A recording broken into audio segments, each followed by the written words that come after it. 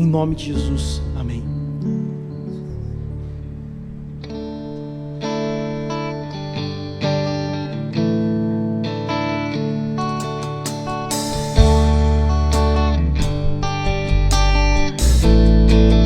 Jesus em tua presença.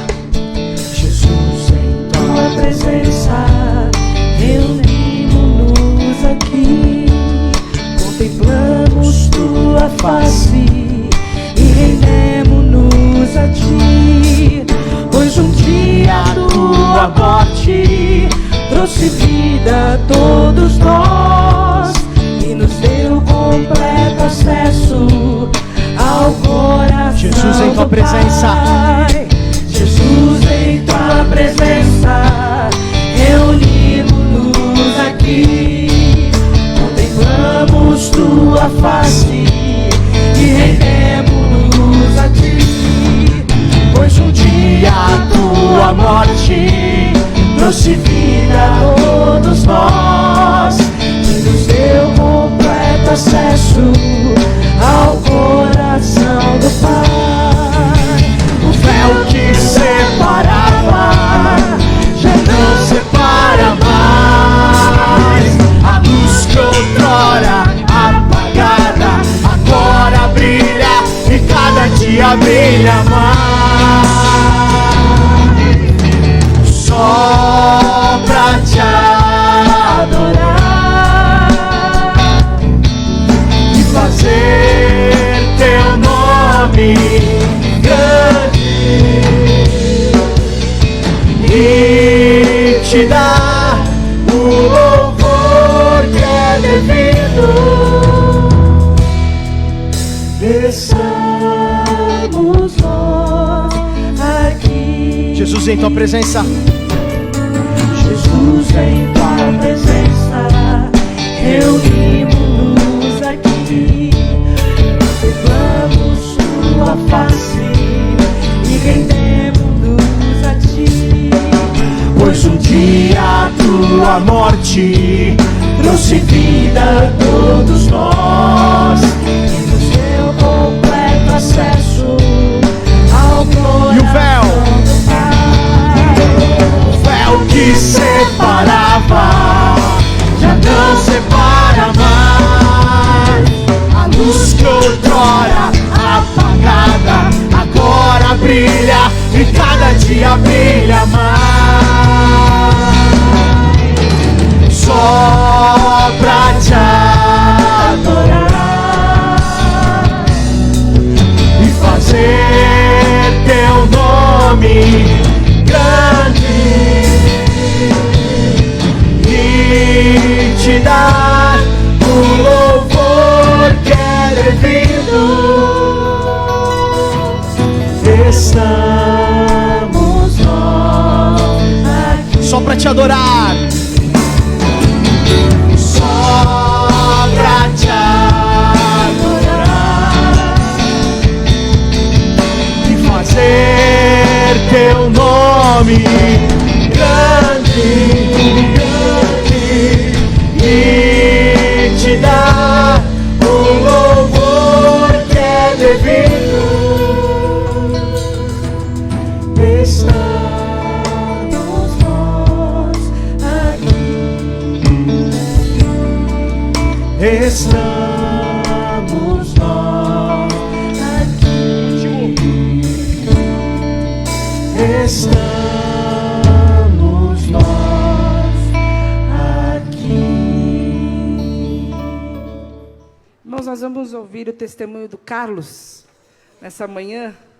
Peço um minutinho da sua atenção para a gente ouvir aquilo que ele tem para comunicar de bênçãos de Deus sobre a vida dele. Amém?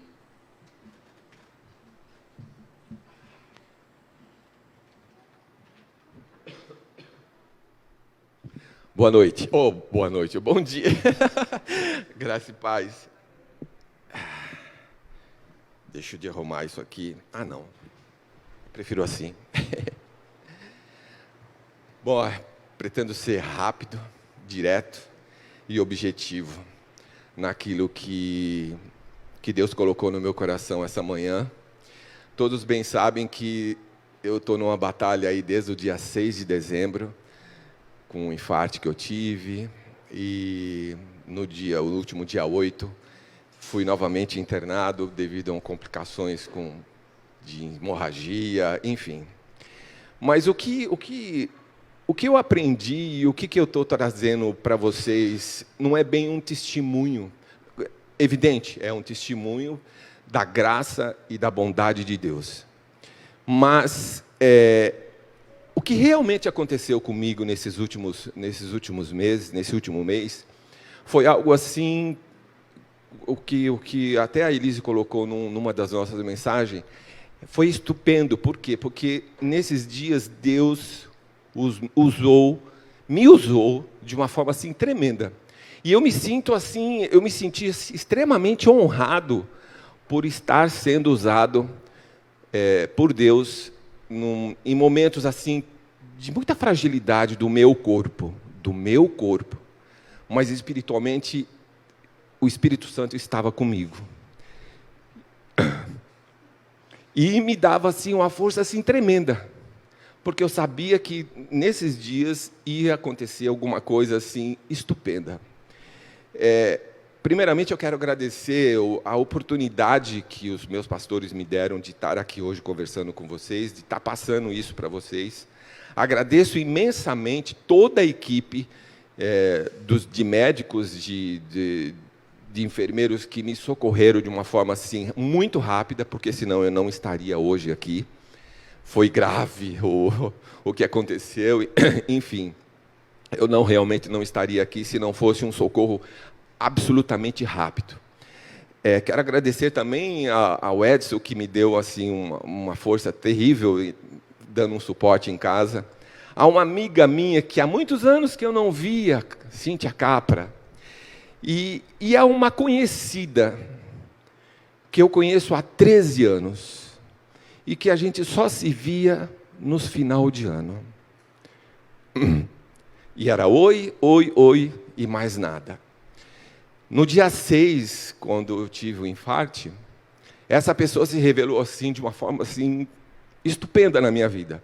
Fez as vezes do Edson, foi comigo para o hospital, passou todos esses dias, tanto na UTI quanto no meu quarto. E até ali eu não tinha entendido qual era o propósito de Deus em trazer essa pessoa de volta, assim, de uma forma assim tão sem explicação. Era uma pessoa que eu não conhecia, que eu não tinha intimidade nenhuma. Conhecia ela há 13 anos, mas não tinha nenhuma intimidade com ela. Quando Deus me colocou essa prova de estar me fragilizando e me colocando algumas coisas na minha vida, foi aí que eu comecei a entender qual era o plano de Deus. Mesmo eu fragilizado, em cima de uma cama de hospital, que vocês sabem que não é nenhum spa, né? Não é nenhum spa, mas é difícil a gente passar. Na primeira vez eu fiquei do dia 7 ao dia 11, 3 dias na UTI e 2 dias no meu quarto. Não é fácil, a gente vê muita fragilidade na nossa frente. Mas eu fui abençoado. Naquele dia, eu sabia que eu tinha que colocar para as pessoas que estavam cuidando de mim, que eu era um cristão, e que eles estavam cuidando de um cristão, e que se estavam cuidando de um cristão, quem estava no comando era Deus. Não era eles, era Deus. E eu gritava muito, vocês podem ter certeza que eu gritava muito uma canção que isso até me lembra um pouco da história de Paulo, né? Paulo e Silas, que louvaram a Deus e cantaram e foram libertos da prisão. E quando eu cheguei lá no dia 7, eu por ser muito rápido, atendimento muito rápido, todas as pessoas que eu me deparei em frente, eu fiz questão de colocar que Deus estava comigo. E eu comecei a cantar uma canção que muitos de vocês aqui conhecem, que Deus deu para a Luciene de presente.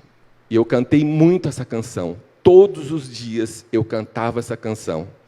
O Senhor cuida de mim. O Senhor cuida de mim. E todas as pessoas que estavam ao meu lado sabiam e tinham certeza que quem estava ali não era o Carlos, e sim um cristão, uma pessoa comum que estava ali louvando a Deus. E na segunda internação minha, foi aonde aconteceu a consumação dos planos de Deus. Essa pessoa que eu comentei que era uma amiga, que era somente uma conhecida, ela se tornou mais do que uma amiga, e na segunda internação, de novo, se fez presente. Eu deitado no quarto, ou seja, do repouso, Jesus novamente tocou no meu coração e eu comecei a ter uma intimidade. Eu não, né? Jesus começou a ter uma intimidade muito grande com essa pessoa. E através da minha fragilidade e do meu corpo, que estava ali em cima daquela cama, começou a falar coisas para essa moça que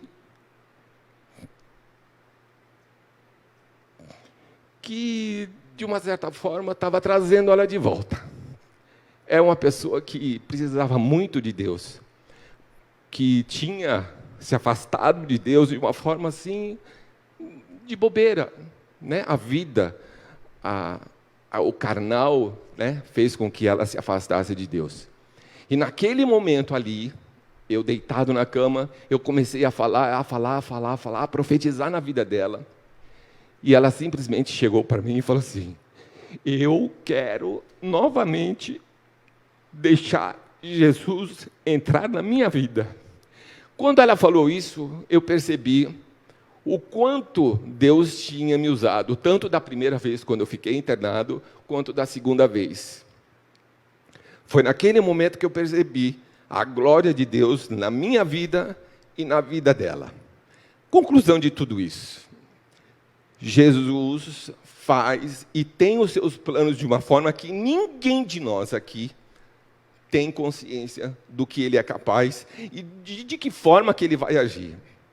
Ele precisou me levar para um hospital, me colocar de uma forma extremamente fragilizada, colocar uma pessoa que eu conhecia há 3 anos na minha vida e que, de repente, simplesmente, essa pessoa estava precisando de ouvir uma palavra de Deus e voltar novamente para o caminho de Deus. A vida dessa pessoa, hoje em dia, está uma bagunça. Vocês não têm ideia. Mas, hoje ela está aqui, diante dessa comunidade, porque ela quis vir, não fui eu que pedi para ela vir, e ela está aqui hoje, simplesmente para deixar Jesus e a palavra de Deus entrar novamente no coração dela, para que a vida dela tome um rumo, não só na vida dela, mas na vida dos filhos, na vida dos pais, na vida dos irmãos. Tome novamente um rumo que deve ser tomado. Hoje, ela está aqui declarando que Jesus é o Salvador da vida dela. E da minha também. Da minha também, porque Deus me deu uma chance de novamente continuar a minha missão. Hoje, o culto e a palavra veio bem a casar, né? Qual é a minha missão? A minha missão é continuar levando da forma que eu mais sei fazer. É com alegria, com paciência, com devoção ao ministério de Deus. Amém? E eu me lembrei muito, eu falei isso muitas vezes no tempo que eu fiquei internado, e eu gostaria de deixar isso como palavra de vocês. Paulo, numa conversa com um grego que tinha pedido ajuda dele, disse a seguinte palavra: diz que todo mundo corre, aliás, todo mundo diante do mar imenso, todo mundo pega um pouquinho de água, mas essa água escoa pela mão. Simplesmente, ela foge da nossa mão. Assim é a nossa vida. Mas, para aqueles que seguem a Jesus, nós corremos atrás e vivemos atrás da imensidão e da beleza que foi criado o mar. Porque Paulo disse o seguinte: viver é Cristo Jesus, morrer é lucro. Amém? Guardem isso.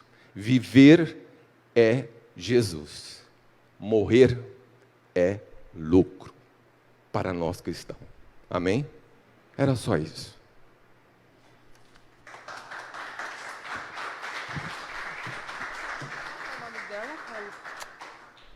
Daniele. A Dani está aqui nesse cantinho atrás da Edna, não vai embora sem dar um abraço nela, de longe assim, ó. Como é que é, Tarcísio? É com a mão assim, né?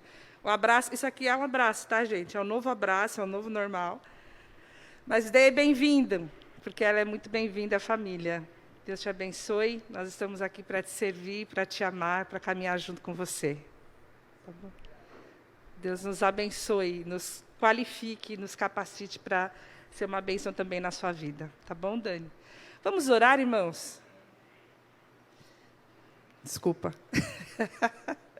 Quando a pessoa acostuma com a máscara, que a coisa está ficando séria já.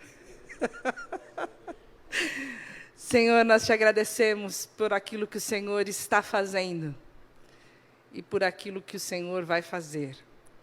E por aquilo que, por causa da tua graça, por causa da tua misericórdia, o Senhor nos permite participar e também fazer para louvor da tua glória.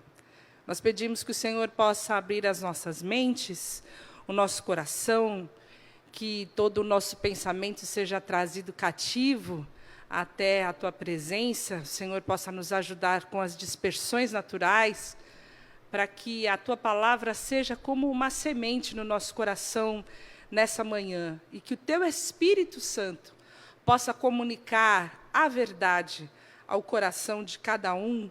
É o meu pedido em nome de Jesus. Amém. Amém. Vocês se lembram que nós, ao retornarmos os nossos estudos aqui na comunidade, nós voltamos a olhar para a nossa visão, para a nossa missão como igreja Graça e Paz, como quem olha para uma tampa de caixa de quebra-cabeça. Às vezes, algumas peças não se encaixam e o quebra-cabeça nunca termina. Então, nós puxamos o freio de mão e estamos juntos fazendo um resgate, talvez seja essa palavra, daquilo que é fundamento, daquilo que é base para nós. Então, nós temos visto como igreja a necessidade que nós temos de sermos um organismo vivo. O porquê que o nosso slogan, o nosso lema, a nossa chamada é crescendo na verdade. Porque um corpo, ele cresce, um organismo vivo se desenvolve. Então, a nossa árvore é um simbolismo daquilo que vai crescer e daquilo que vai desenvolver. Então, se você, em algum momento, perguntou por que a Graça e Paz existe, por que essa igreja existe, nós vimos juntos que é para expressar a glória de Deus, sendo um sinal e instrumento da missão de Deus no mundo.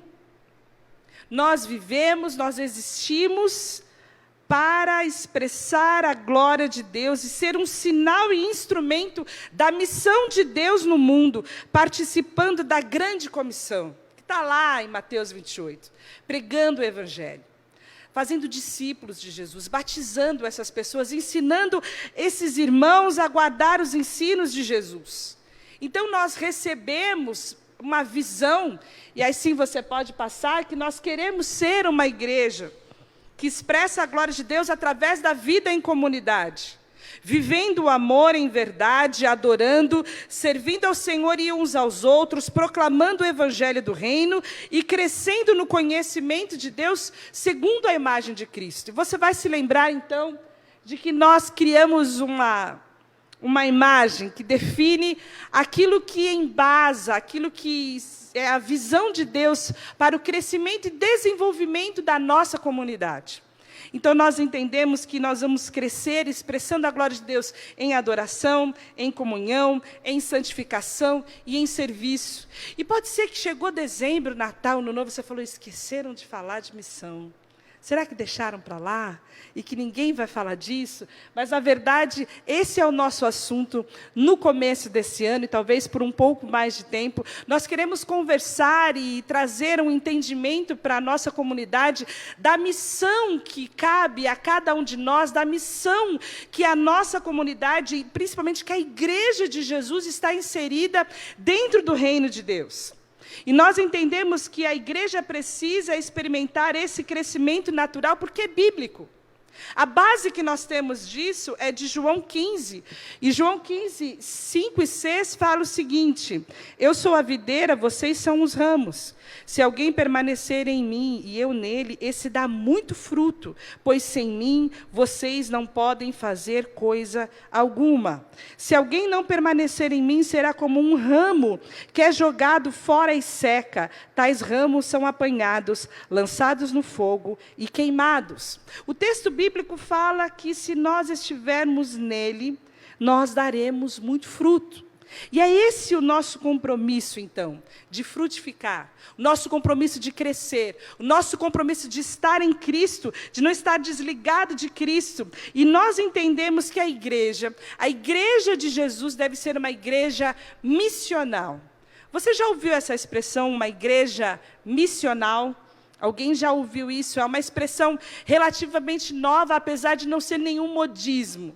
É um termo novo, apesar de não ser nenhuma coisa que nunca se fez. Na verdade, é um resgate da ideia do missio Dei, o resgate da verdade vivida na igreja primitiva, da forma com que aqueles discípulos de Jesus, ao serem impregnados com a graça de Deus, viviam vidas integrais. E cada discípulo era um cristão, e cada cristão era um missionário. De forma que aonde havia um cristão, ali havia a pregação do evangelho do reino. Aonde existia um cristão, ali havia a manifestação e sinal do reino de Deus.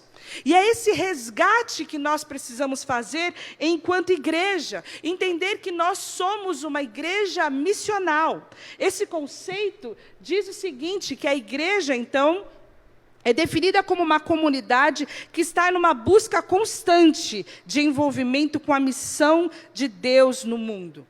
A igreja, a comunidade, busca se envolver, busca participar daquilo que Deus já está fazendo no mundo. Cada cristão, cada participante, cada membro recebe esse chamado. Cada pessoa, cada um de nós, eu, você, aonde nós estamos plantados, dentro dos nossos contextos sociais, dentro da nossa família, dentro do nosso rol relacional, nós somos um sinal, um instrumento do reino de Deus, um agente em missão, um agente que participa da missão de Deus no mundo, essa atividade de Deus de restaurar as pessoas, restaurar a relação com Ele, restaurar a relação umas com as outras, restaurar a relação do homem com a criação. E nós fazemos parte dessa missão, nós somos chamados por Deus a participar. A igreja missional compreende, então, que a igreja foi enviada por Deus ao mundo. Nós recebemos um chamado para irmos para o mundo. Cada um de nós sermos um agente participando disso. Na visão clássica, nós chamamos o mundo para vir à igreja. Vocês conseguem entender a diferença? Vão lá na minha igreja, vai ouvir lá, vão falar de Jesus lá. Vai ser legal. Mas na visão de Atos, na visão da igreja primitiva, a igreja invadia o mundo. Onde existia um cristão, existia ali um reflexo da glória de Deus. Onde existia um cristão, ali tinha amor, ali tinha misericórdia, ali tinha justiça. Ali tinha pão. Ali tinha abraço. Ali tinha ouvido. Ali tinha expressão da glória de Deus. E mais do que isso, irmãos, ali tinha proclamação do Evangelho. Ali tinha alguém determinado a anunciar as boas novas do reino de Deus. E nós fomos chamados como participantes desse ministério de Deus, dessa missão de Deus, para ir para o mundo na nossa vida comum. E aí você pergunta, de quem é a missão? A missão é minha, a missão é da igreja, a missão é de Deus. É importante nós entendermos que Deus está agindo, que Deus tem um propósito para toda a criação, que Deus tem um propósito de restauração para toda a criação. Isso já está determinado por Deus. Essa restauração já está determinada por Deus. A missão é dele, mas a igreja participa. Não é Deus que nos abençoa na nossa missão, somos nós que participamos da missão de Deus. Somos nós que somos agentes de Deus. E a missão de Deus, então, é restaurar a totalidade da criação, e a igreja participa como um sinal e instrumento da missão de Deus. Cada um é um agente de Deus.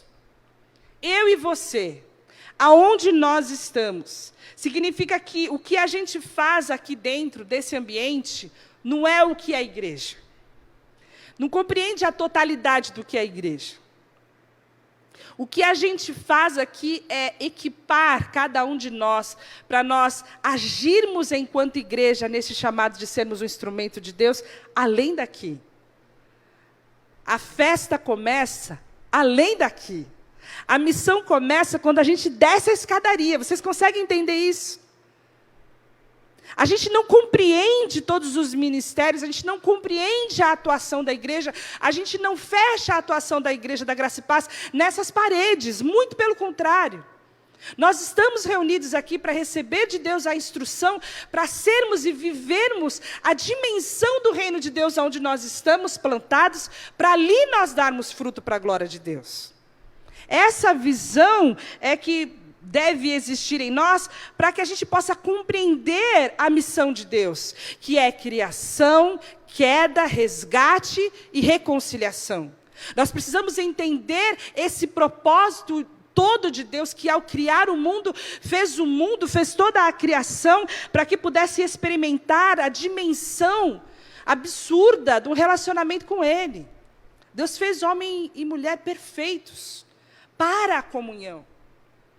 Deus fez um mundo perfeito, uma terra que não precisava arar.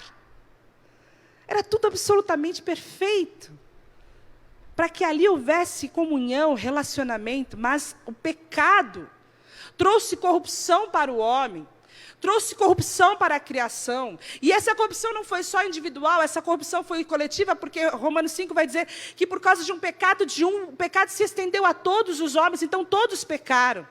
Então hoje a condição do homem, a condição dos seus amigos que você tanto ama e participa no relacionamento com eles, é de pecador condenado à destruição eterna. E eu não consigo entender um amor que não envolve um comprometimento de resgate. Porque foi isso que Deus fez.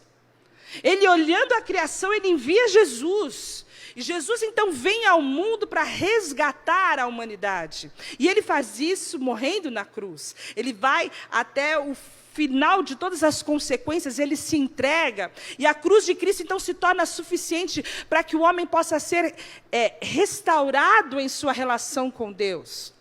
O pai envia o filho chega pregando arrependimento, o filho chega falando, olha, eu vim salvar, e eu vim buscar aquilo que estava perdido, eu vim para os doentes, eu vim para a conquista, eu vim para a restauração. E após a conclusão da obra de Jesus, Jesus envia então o Espírito Santo ao mundo. O Espírito Santo, então, institui a igreja e envia a igreja. O Pai envia o Filho envia o Espírito, e o Espírito envia a igreja para participar desse resgate e dessa restauração. O resgate foi absolutamente completo em Cristo Jesus. Completo. Não tem nada que eu ou você possamos fazer para conquistar a salvação. Ele fez absolutamente tudo por nós. Nós acabamos de cantar isso. Não é pelo que fiz, não é pelo que sou. O nome disso é graça. é graça de Deus, mas nós estamos aqui como agentes desse reino, participantes do reino de Deus, enviados ao mundo para proclamar essa verdade, que o mundo caído, que uma pessoa destituída da glória de Deus, uma pessoa que está em trevas, tem em Cristo a possibilidade de reconciliação, de salvação e de viver na dimensão da luz do reino de Deus. Nós somos esses agentes. Nós somos as pessoas que participam dessa obra, dessa missão de Deus. E o nosso foco, então, é equipar, é formar, é guiar cada irmão para participar dessa missão no mundo. A igreja não tem um fim em si mesmo.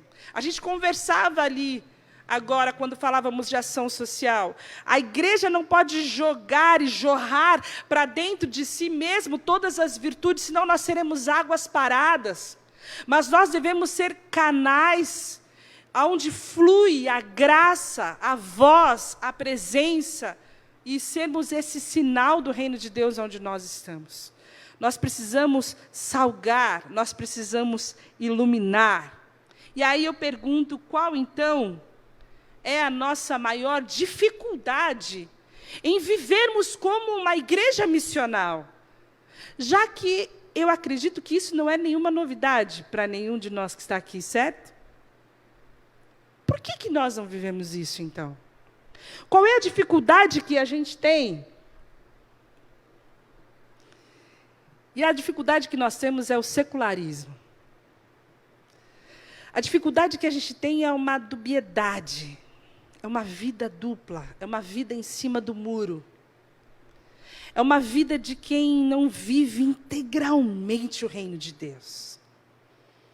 É uma vida que a igreja foi tomada, foi sendo misturada, foi relativizando os seus princípios, foi relativizando os conceitos bíblicos e eternos. E foi ficando tão parecida com o mundo. Um cristão hoje é tão parecido com o mundo, que em suas vivências, você raramente consegue discernir quem é cristão e quem não é. Isso é muito lamentável.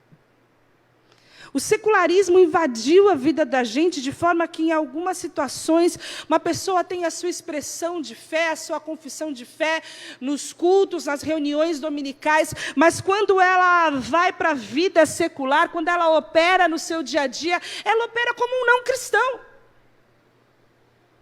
Não há diferença. Ela é absolutamente apagada como um não cristão é, não há luz, não há sal. Não tem vida. Não tem vida de Deus. E nós precisamos entender isso, que esse é o maior problema da igreja hoje. Não era assim antes. Quando você vê a igreja primitiva, isso está lá em Atos 8, não sei se eu trouxe esse texto, tá? Quando o Estevão está sendo, naquele momento de martírio, martirizado ali, a Bíblia fala que Saulo estava lá consentindo com a morte de Estevão. Naquela ocasião, houve uma grande perseguição aos cristãos. E aconteceu uma grande dispersão, diáspora. Uma grande dispersão.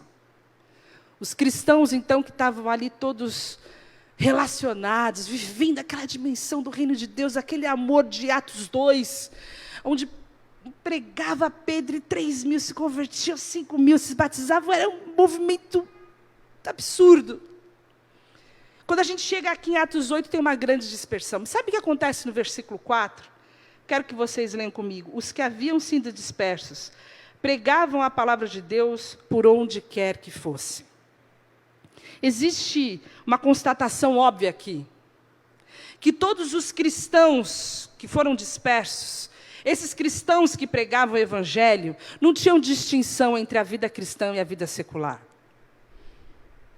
Eles não tinham vida espiritual e vida normal. Eles eram integrais no reino de Deus.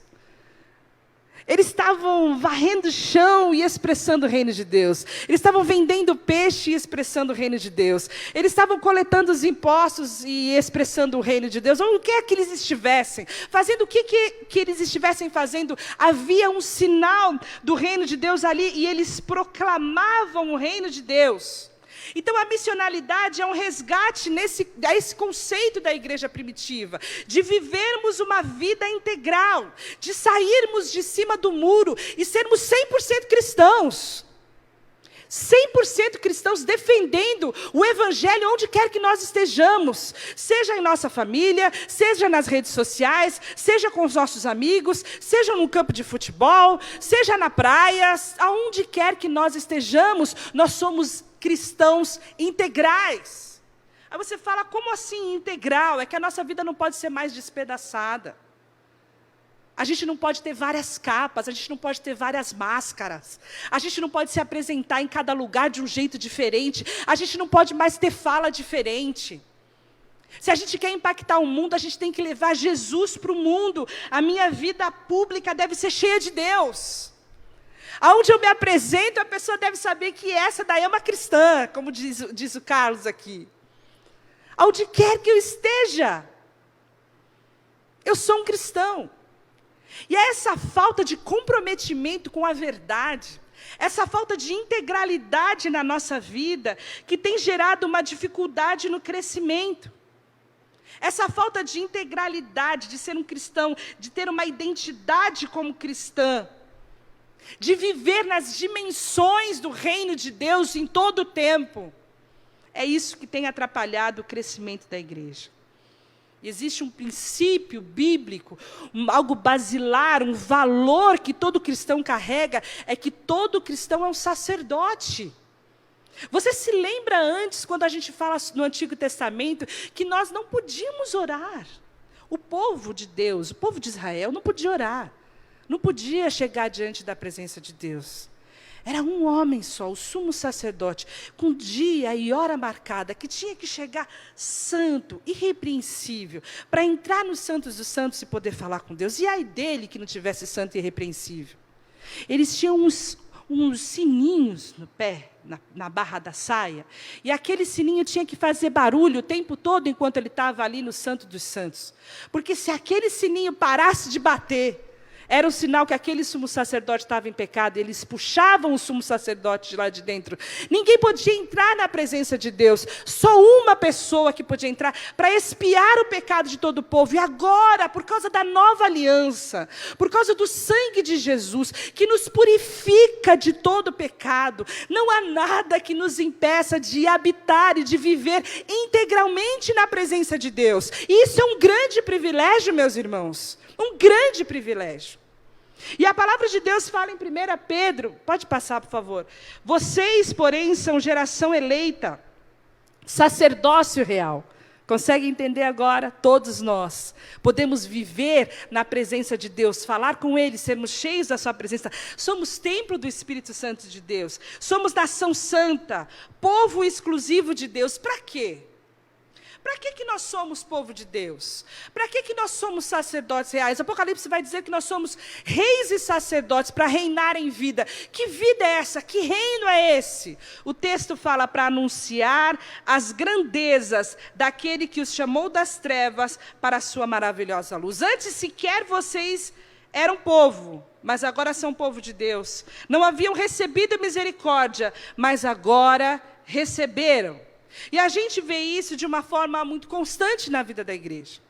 De pessoas que vivenciam em suas experiências integrais a possibilidade de ser sal, de ser luz, de proclamar o Evangelho. Assim como Carlos contou isso. Assim como muitas vezes nós recebemos pedido de oração das irmãs que estão envolvidas em escolas, a Rita, a Vânia, a Carla, que trazem para nós pedido de oração de famílias que têm vivenciado problemas absurdos, e elas ali então são um sinal do reino de Deus. Elas ouvem, elas aconselham, elas geram fé, elas geram esperança, elas trazem um motivo para orar, porque elas estão plantadas ali dando fruto. Elas estão plantadas como agentes do reino de Deus. Isso é algo orgânico. Ser missional afasta, então, a necessidade de um missionário, da gente mandar esse homem tão comprometido com o reino de Deus, que vai se associar numa missão transcultural, abraçar em outro lado do mundo, em outro continente, o Evangelho e pregar a aquelas pessoas. Não, de modo nenhum. Uma coisa não afasta a outra. Ser uma igreja missional não afasta a possibilidade de envio de missionários. Na verdade, a igreja missional teve origem a partir da análise que alguns teólogos fizeram de como vive um missionário. O que o missionário faz? Nós tivemos a oportunidade de conhecer um missionário de perto, que é o pastor Tim. Quem conheceu o pastor Tim?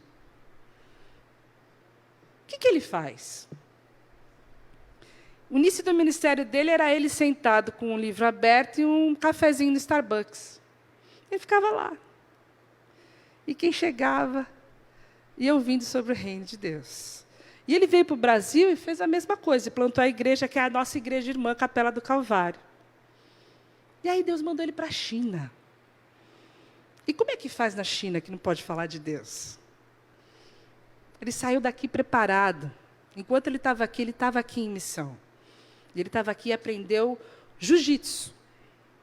E ele foi para lá e abriu uma academia de jiu-jitsu.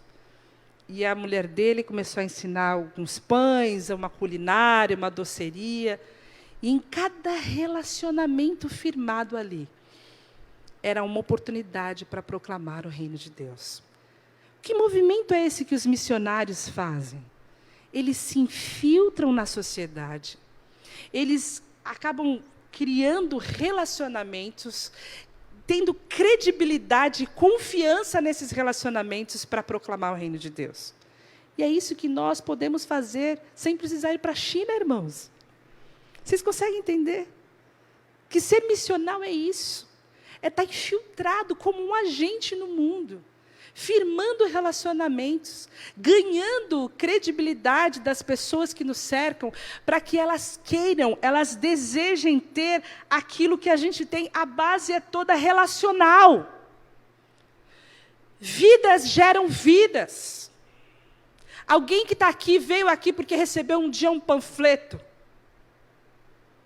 E aí leu o panfleto e falou: que coisa interessante, eu acho que eu vou nessa igreja, que esse panfleto é bem escrito. A gente veio porque alguém falou de Jesus para a gente. Ou os nossos pais, ou os nossos amigos. Por isso que um pedágio, às vezes, não é tão interessante.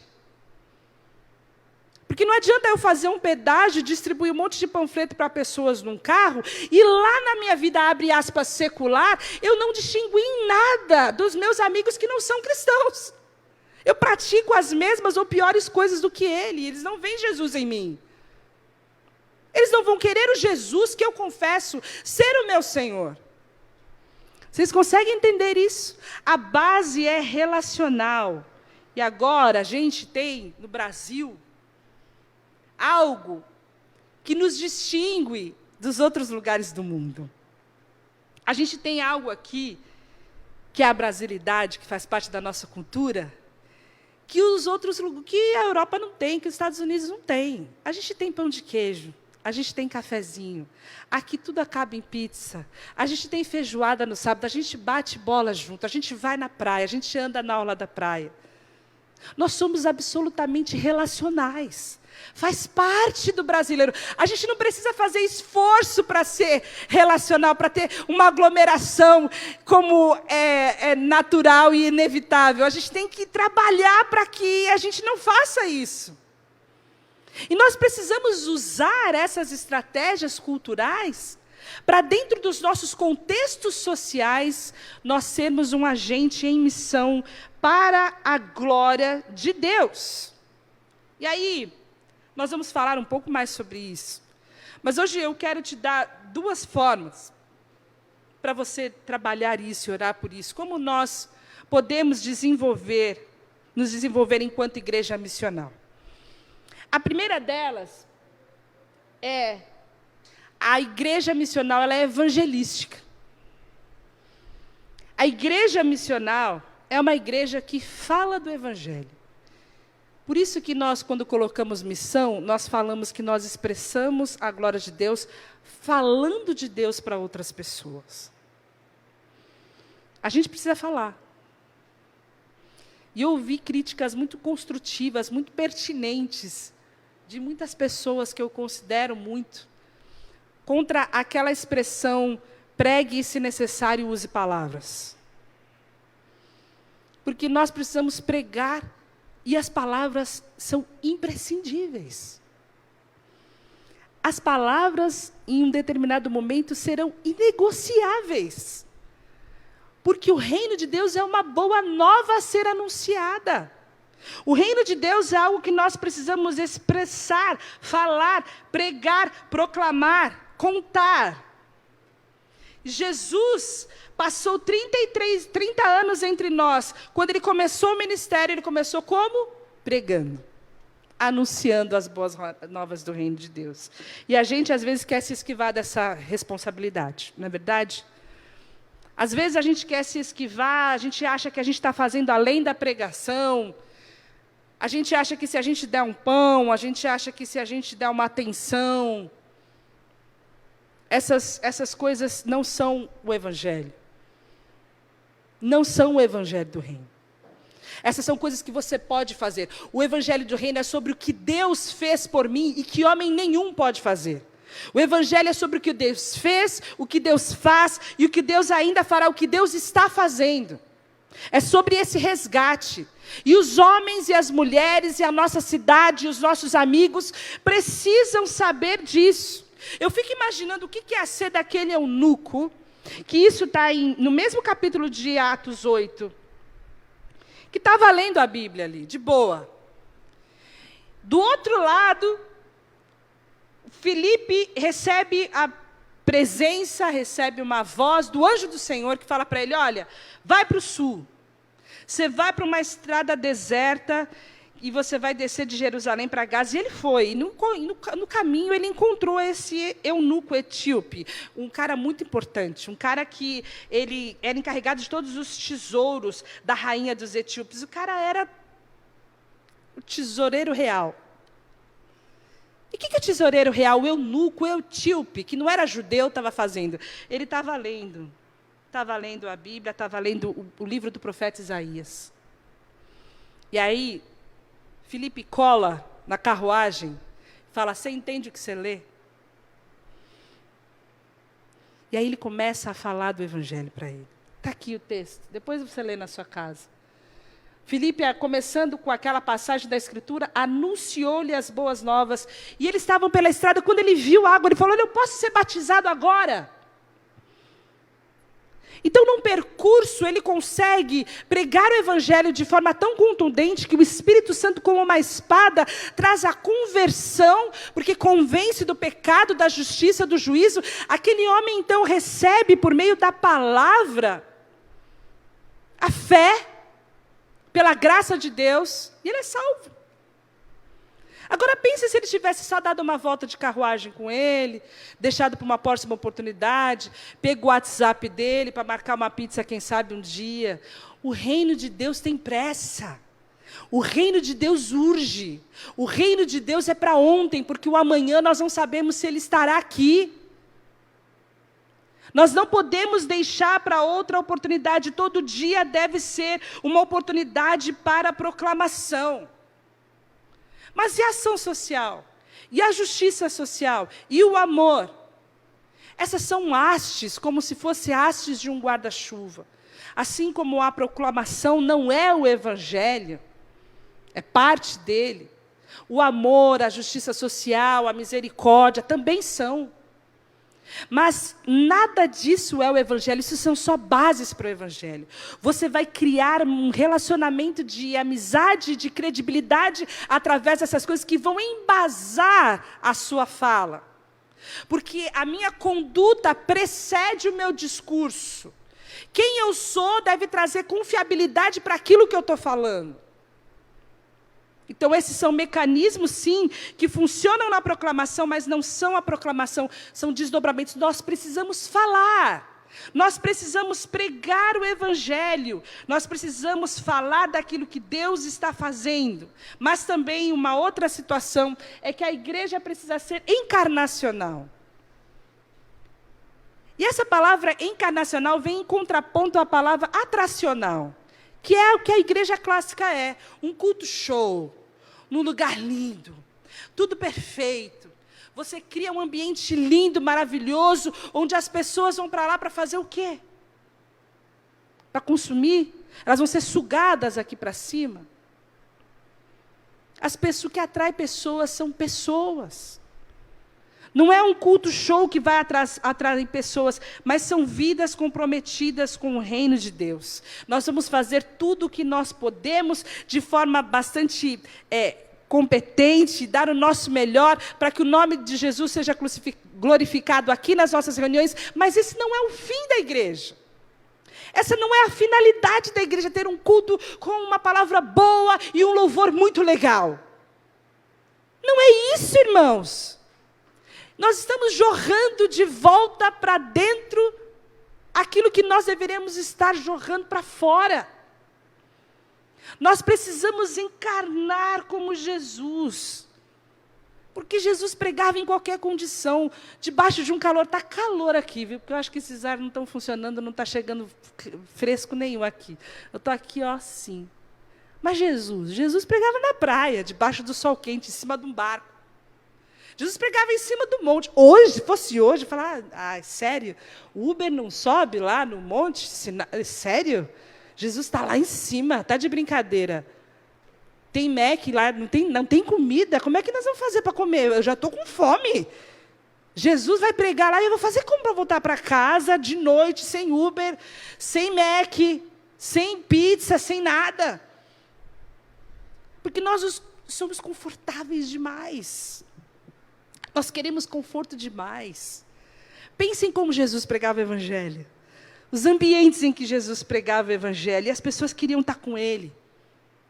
Jesus não ficou dentro do templo, Ele foi além dos muros do templo. E as pessoas queriam estar com Ele, queriam jantar com Ele. Chamavam Ele para as festas. E Ele estava lá, encarnado, vivendo junto sem se contaminar com os pecados. Ele estava com eles, mas Ele não era como eles. Ele estava no meio das trevas, mas Ele era luz. E aonde Ele estava havia transformação. Ele estava sentado com um corrupto, mas ali houve uma restauração tão profunda, um resgate tão profundo que Ele devolveu 4 vezes mais aquilo que Ele tinha roubado. Vocês entendem isso? Isso é ser encarnacional. É nós sermos cristãos integrais, aonde nós estamos comprometidos com o reino de Deus. Então eu encerro com a nossa visão que fala que a nossa missão é participar da missão de Deus como agente do reino, vivendo de forma integral. Vivendo de forma integral. Cada um de nós vamos proclamar o Evangelho do Reino dentro do contexto que nós estamos inseridos. E para isso, irmãos, nós precisamos de comprometimento. Assim como semana passada nós falamos de você ter um compromisso pessoal com o Senhor. Eu não sei quem levou isso a sério e tem buscado esse envolvimento íntimo, tem dedicado, abriu agenda, se organizou para dedicar tempo de estar com o Senhor, de ouvir ao Senhor, de orar, de ler a Bíblia, de se equipar, de ter repertório. Você vai falar do quê? Você vai sentar, vai conversar com você está cheio do quê? Do que você vai falar? Se você não lê a Bíblia, o que Deus falou com você hoje? Alguém te pergunta. Não falou nada. Aliás, Ele falou, não devo ter ouvido direito. O que Ele falou. Mas aqui também nós precisamos de um comprometimento. Um comprometimento com a missão. Um comprometimento com o Senhor. Um comprometimento com a igreja, a participação da igreja nessa missão de Deus. E sabe, o comprometimento é uma atitude, não é um sentimento. Não espere sentir.